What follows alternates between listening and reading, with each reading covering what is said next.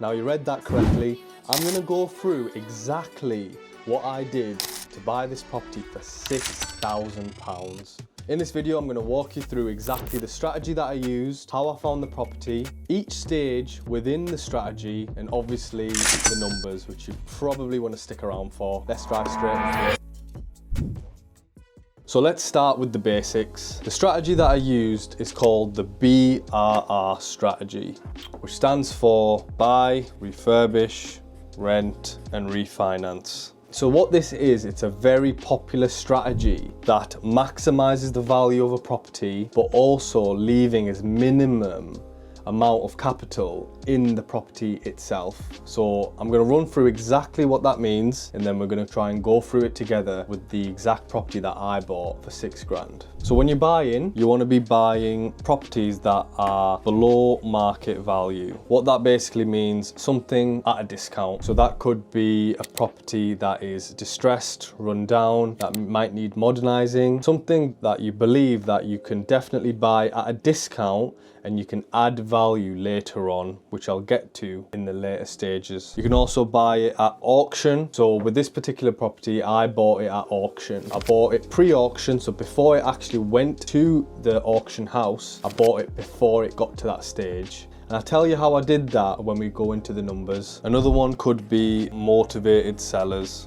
Now think of the 3 Ds when it comes to this: death, divorce, and debt. Whenever a property is selling, always ask the agent or the vendor of why they're selling it. It could be either of these 3 things. So what that means is if there's a death in the family and they just want some quick cash, you can definitely pick up a bargain when it comes to that stage. It does sound a bit morbid, but look, there's opportunities everywhere. It's all about how you think about it. Next could be debt. Let's say if the person is in mortgage arrears where they're not paying the mortgage, or they're unable to pay the bills or the running cost of the property, they probably just want to get rid of the property as fast as they can, and you could swoop in and get yourself a bargain. And lastly, divorce. Whenever there's a marital split and they have a property between them, they just want to just get rid of the house as quick as possible, as smooth as possible, and this is where you can come in and potentially get yourself a deal. Next is refurb. This is when you renovate the property to increase its value. And the ways you can do this is obviously doing a full refurbishment. Let's say you're replacing kitchen, adding a brand new kitchen in, or bathroom. You can also add bedrooms as well. You can also maybe add an extension or a loft conversion.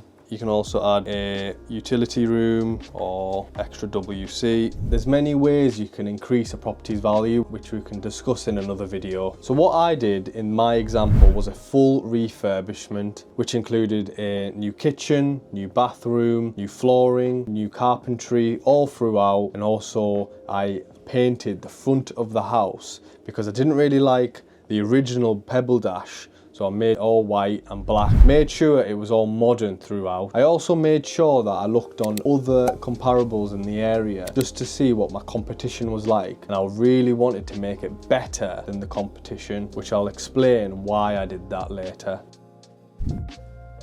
Next is rent. So now you've bought the property, you've done a full refurbishment, now it's time to rent the property out. So in this case, obviously you want to make sure that the property is cash flowing. Basically means you're getting regular monthly income into your bank account, and it also covers the mortgage payments that you have on the property. So in this example, so my monthly mortgage payments were £414. I was able to rent out this property at £795 a month. This is where it starts to get interesting, because some of the agents in the area actually told me that I was only able to rent this property out for roughly around the 600 to 650 mark. So when it came to the completion of the refurbishment, the agents came round, again, the same agents, then they increased their original price to £795 a month, only because they knew how good of a job that the builders have done. They knew the vision, and obviously the tenant that I wanted to attract was a working professional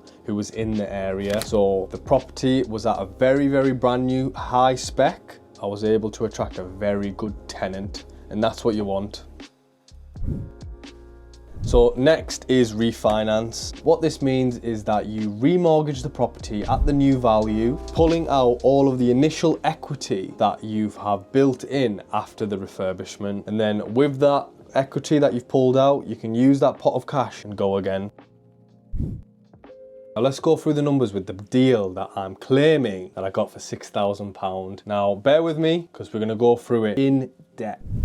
So I bought the property for £75,000. So I got this in the auction. So the stamp duty was, at the time, was 3%. Now at the moment it's 5%. So at the time I got it for 3%, which is £2,250. Next, the solicitor's fees were £1,400. Survey was £450. Mortgage broker was £500. Auction fee was £6,000, and this total came to £85,600. So that's basically what it cost me to buy the property. I didn't buy this property in cash. I bought this property on a mortgage, which means I put down 25% of the purchase price. So the 75,000, I put down 25%.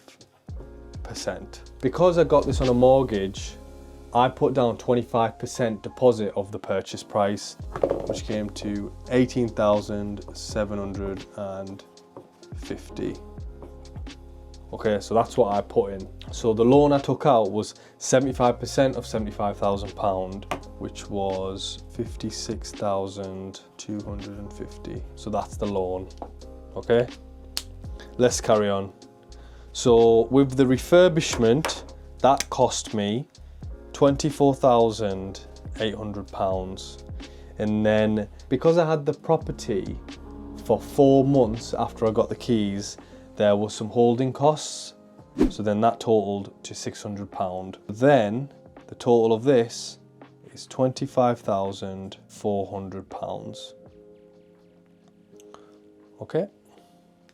And next is rent. So the property now lets for £795, which I'm really proud of, because the agents told me I was never going to get that. £795, the mortgage payments at the new value, which we'll get to, is £414, just bear with me on that. The management fee was 10% of the rent, and then insurance is £15.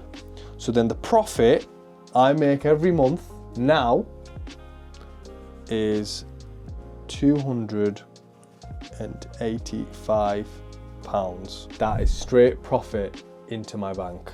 Now let's go to the refinance side of things. So the total money in is obviously the acquisition costs and the refurbishment costs. So we're going to add this up together now. The acquisition costs to buy the property was, if you remember from the previous whiteboard, we added it up to £85,600. But then we have to also add the refurbishment as well, which was £25,400. That includes the holding fee, and then the total would be £111,000. Okay, so that's the total money in if I was to buy it cash. This is all of my money in to the property, but I bought it with the mortgage, so I'll show you what the numbers look like this way. So at total money in at a 25% mortgage, okay, that came to 18,750 plus the refurbishment costs, and altogether that would be 54,750. So that's what I paid for this property. I've put in £54,750 of my own money to get this property. Now you're probably thinking, how have you paid 6k? Because you've put in 54. Let me tell you exactly how I've only left in 6k of my own money. Now, because I've bought the property below market value, pre-auction, and I did a full refurbishment, now I've increased the value. Because I bought the property for £75,000, I did a full refurbishment. Now, the new value is £140,000, which is insane. It's an insane uplift, especially within this area.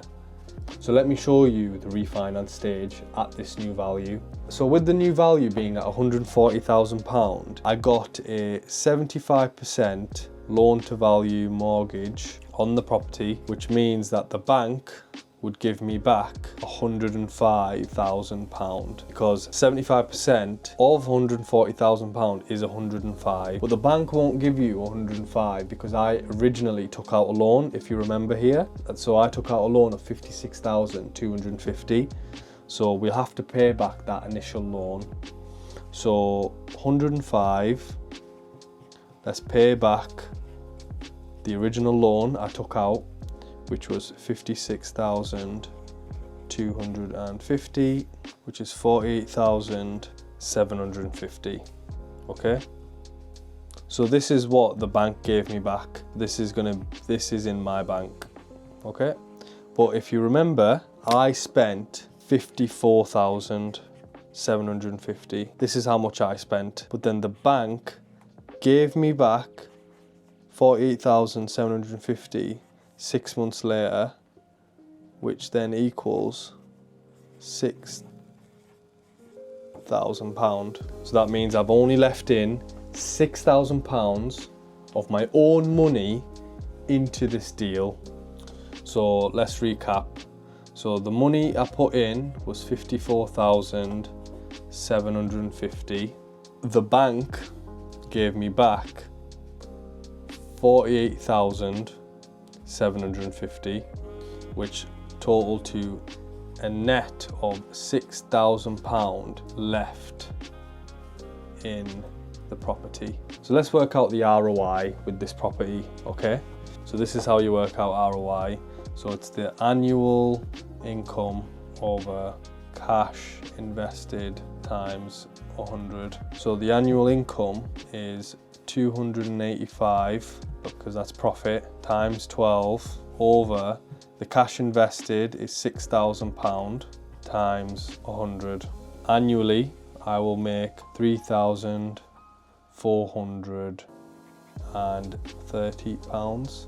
So it's 285 monthly profit times 12 divided by the cash invested, which is £6,000 times 100, so which is £3,420, divided by £6,000 times 100, and this equals 57%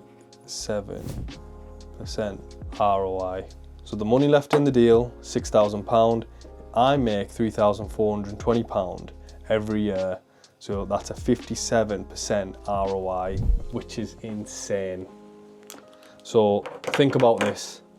I've spent a net of £6,000 on this property in 6 months' time.